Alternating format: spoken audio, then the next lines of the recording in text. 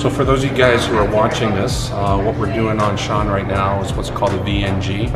It stands for video nystagmography, and allows us to measure his eye movements under different types of conditions.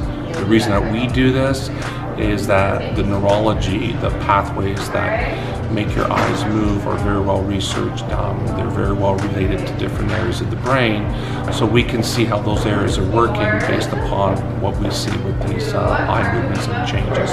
So this is kind of his second round, so we want to see whether he's improved in the areas that he's improved in.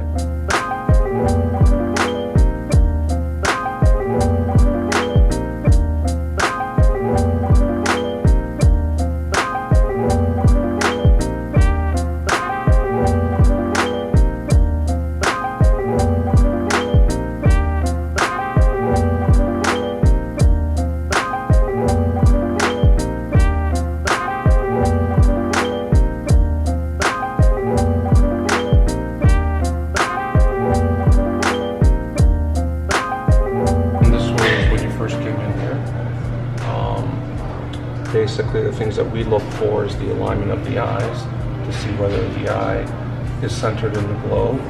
And with yours, it's pretty well centered. You get a couple of these little flat spots here, and again, we call those clock hour defects. They're classically seen with people that have had a concussion or something along those lines.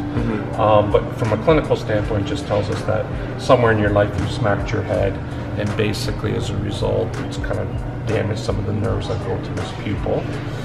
Then we looked at this eye here. Alignment's pretty good. This eye is a little bit further down in the globe, as you can see by marking where the four lights are on the camera. If we look at it today, this is your left eye. Pretty well centered. It's nice. Okay. And if we look at the right eye, you know, pretty well centered. Okay. And you're always going to get a little variation in there. What we don't want to see is these eyes being converged a lot. We don't have that. And that was never an issue with you. Sometimes you'll see that in people, but you are in good shape there. This was your left pupil response. And what we measure here is how much the actual pupil constricts and whether the constriction causes the eye to move inwards, which we don't like to see. And you'll see that classically in people who've had a little bit of a concussion. What that indicates is there's a certain part of the brain that's a little bit wound up more than it should be. It'll give you a little bit more anxiousness, that feeling of anxiety, which is something that you were experiencing, and now you don't seem to experience it that much. So let's compare to see how it's changed. So that was that response. This is your, this is your right pupil response. And again, fairly strong. Okay. Let's look and see how it's changed. This is the right one. Okay, pretty good. What I'm more concerned to see is on that left side. To see how much it converges or it doesn't converge. And again, you see the convergence of it, which is something we don't like to see. Okay. Now when we look at it,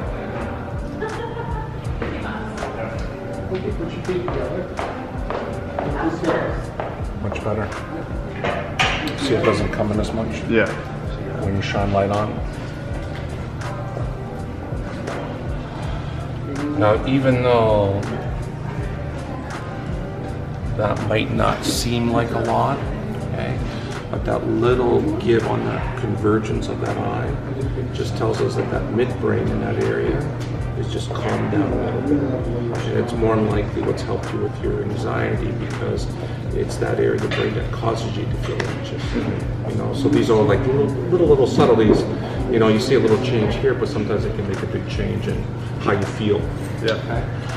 All right, let's look at your fast eye movements.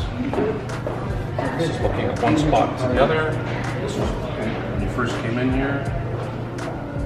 And for the most part, you were good. You end accurately. A little bit of slip there, a little slip there. So let's see how they are now.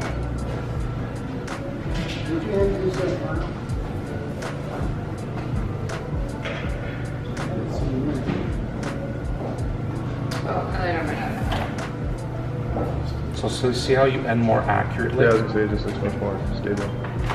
Like every time you look, let's look at that again because that's critical.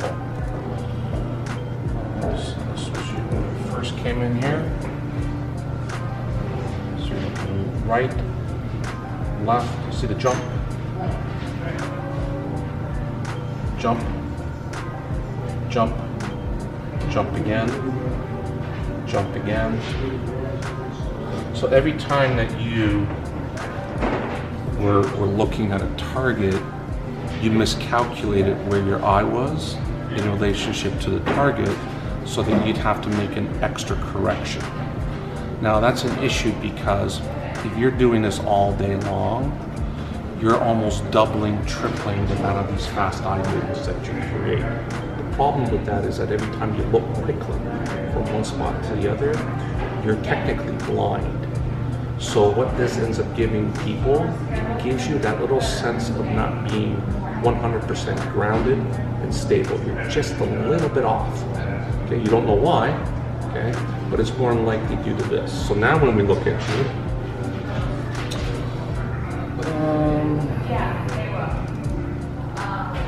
you see when you first start off, good, little jump there, solid, solid, solid, solid. Oh, so that's a huge difference. Let's look at this one.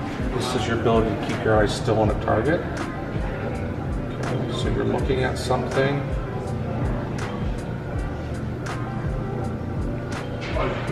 You can kind of see those little jumps in there.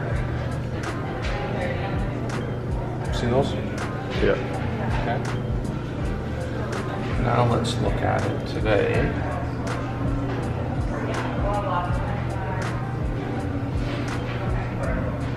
And now you're looking again. There you go. You got little jumps in the beginning, but then that's it. Now having your pupil do that in and out is normal, so you're not going to worry too much about that. But just in looking at his eye, it's significantly more stable. Okay. Now, where this comes into play for you, it's linked with this other reflex, which is basically when you turn and you're fixing on something. So this was you back in February when you first came in. You can see how your eyes are jumpy. Now for you, in the sport that you're in, that is not good because you rely on that stability when you turn and you're throwing.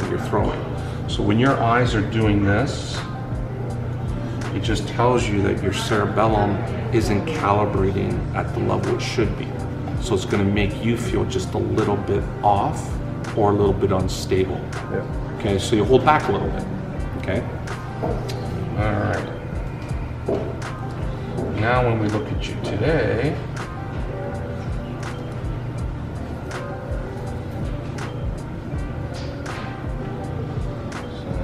goes, and you always know when he's looking because his pupil constricts. And now we turn him, a little movement there, but for the most part you're a lot improved. You don't nearly get as much movement.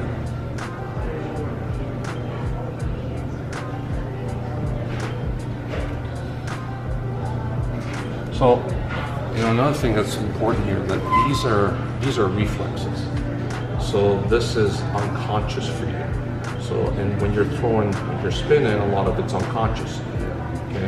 So when this reflex is working better, you're just going to be more stable on that. So you did a good job, man. Good job. Yeah. So, and I think that's translating to why you're throwing better and you just feel better. Oh yeah. You know. Yeah, so if you guys are in the Minnesota area, this is where you need to be. Minnesota Concussion Chiropractic are. Yeah. Athlete, general population, doesn't matter. They can make your injuries better. They can take your performance to the next level, whatever it might be. Yeah, I will link their website below in the description, so be sure to stop by there and check them out. If you guys have any questions for Dr. Klotzik or Dr. Stussy, drop them in the comments below, and maybe we can do another video sometime. Yeah, that'd be great. All right, Cool. thanks for listening, guys. Appreciate it.